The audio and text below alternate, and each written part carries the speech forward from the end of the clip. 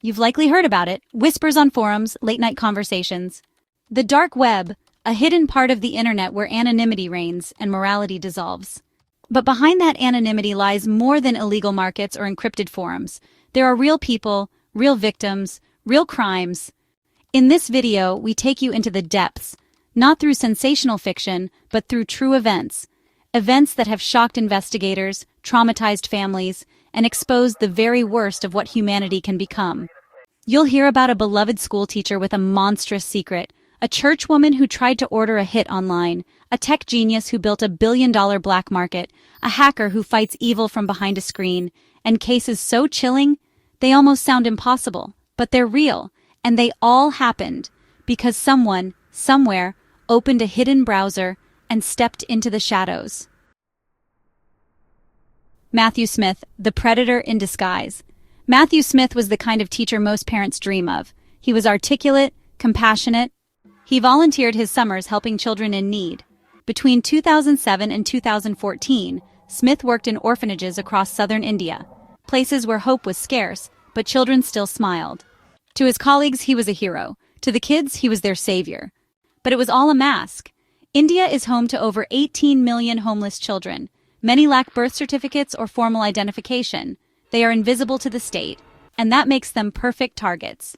Smith wasn't helping them. He was documenting them, touching them, grooming them. When he returned to the UK, he landed a job at a prestigious private school, the same school Prince George attended. He became deputy head and head of pastoral care.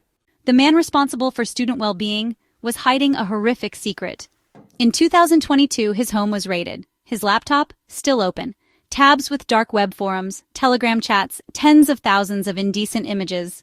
He had paid teens in India, some he previously abused, to lure other children, abuse them, and send him the results. Over 120,000 files were recovered, £65,000 sent for content. He pled guilty to 22 charges and was sentenced to 12 years. But how do you sentence a man who trained others to carry on his abuse? Diana Stinson, the church assassin. She sat in the front row every Sunday, polite, faithful. She smiled at neighbors, balanced the church books. But in 2021, Diana Marie Stinson went online and looked for a killer. She logged into the dark web, found a website that offered murder services. She placed an order. Target, her ex-boyfriend's wife. She uploaded the woman's photo, name, address, routine, and paid over $12,000 in Bitcoin. Also, someone else could carry out the crime.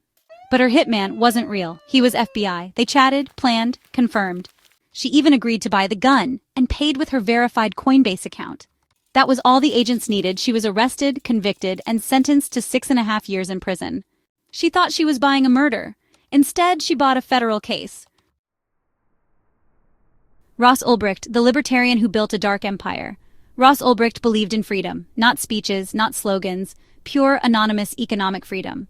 In 2011, he built Silk Road, a darknet marketplace for drugs, guns, forgeries, and more. Sellers were raided, buyers reviewed products, Bitcoin enabled anonymity, Tor hid locations. Ross ran it under a fake name, Dread Pirate Roberts. But he made one mistake, a forum post with his real email address. The FBI tracked him to a San Francisco library. Agents staged a fight to distract him. While Ross turned his head, another agent grabbed his laptop, still open, still logged in. All the proof they needed. In 2015, he was sentenced to life in prison, no parole. Whether you call him a digital rebel or a criminal mastermind, he changed the internet forever. Cyberbunker, the fortress of digital crime. In rural Germany, beneath a vineyard, lay an abandoned NATO bunker. A man named Zent turned it into Cyberbunker, a hosting facility for the unhostable. Their motto? We host everything, except child porn and terrorism. Everything else? Welcome aboard. Drug markets, Pirate Bay, Wall Street Market, a massive darknet drug bazaar. Authorities spent years monitoring traffic leaks, until one day in 2019 they launched a raid.